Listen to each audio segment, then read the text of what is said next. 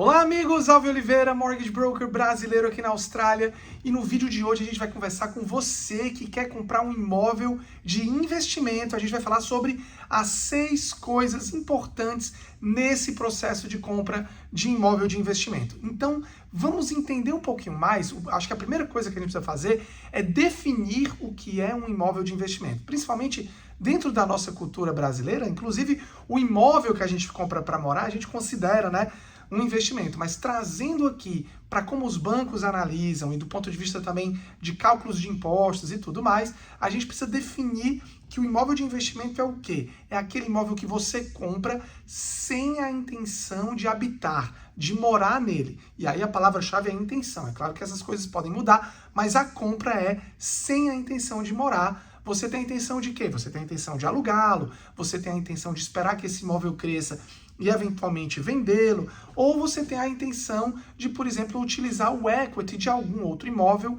para comprar um imóvel de investimento. E aí esse cálculo, esse financiamento também teria o propósito, né, de investimento. Então o que a gente precisa ficar analisar quando estiver passando por todo esse processo? Primeira coisa, benefícios do governo, tá? Então, os benefícios do governo, eles são focados na compra do imóvel de moradia.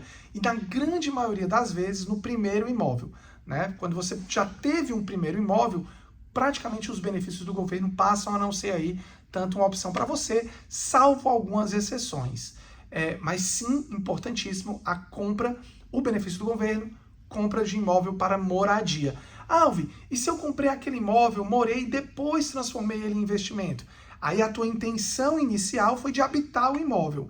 Logo, a tua intenção inicial, ela é de moradia, e isso é muito importante. Nesse caso, não se caracterizaria uma compra de investimento, e sim uma compra de moradia. Mas puramente investimento, nós não temos acessos aos benefícios do governo, tá? Dito isso, temos benefícios fiscais. Esse sim. Que benefícios, né? O que a gente poderia deduzir do nosso imposto? Depreciação do imóvel, qualquer tipo de renovação do imóvel de investimento, maintenance, né? Qualquer tipo de manutenção, reparos, custos com council, com condomínio, custos de publicidade naquele imóvel, enfim, tem uma lista grande. Normalmente a gente vai ter aí o teu advogado como parceiro, tentando te explicar como que funciona isso e os pormenores dessas depreciações. Terceiro ponto, o depósito.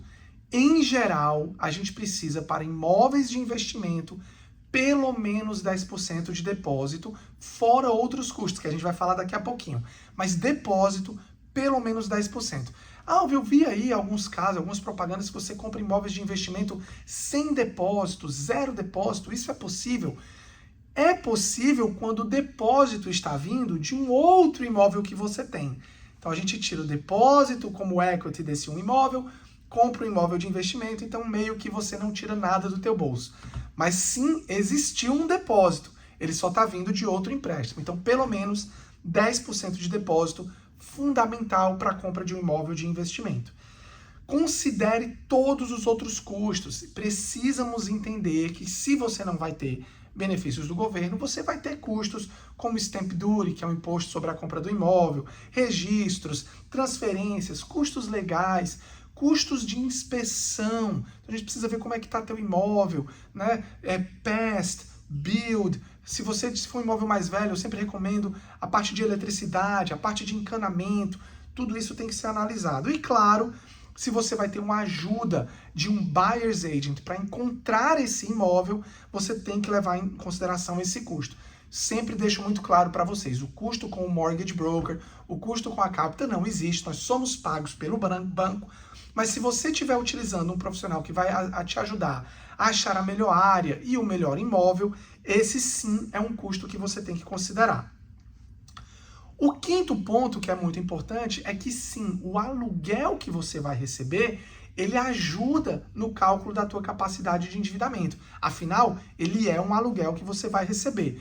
A gente só tem que ter um pouquinho de cuidado quando são aluguéis atípicos. Por exemplo, você compra um imóvel de 4 quartos e vai alugar cada um dos quartos individualmente. O banco não necessariamente vai considerar esse aluguel cheio, né? Tem um cap aí de porcentagem do imóvel que ele vai considerar. Normalmente 5 a 6% é o máximo de aluguel que o banco considera para um determinado imóvel.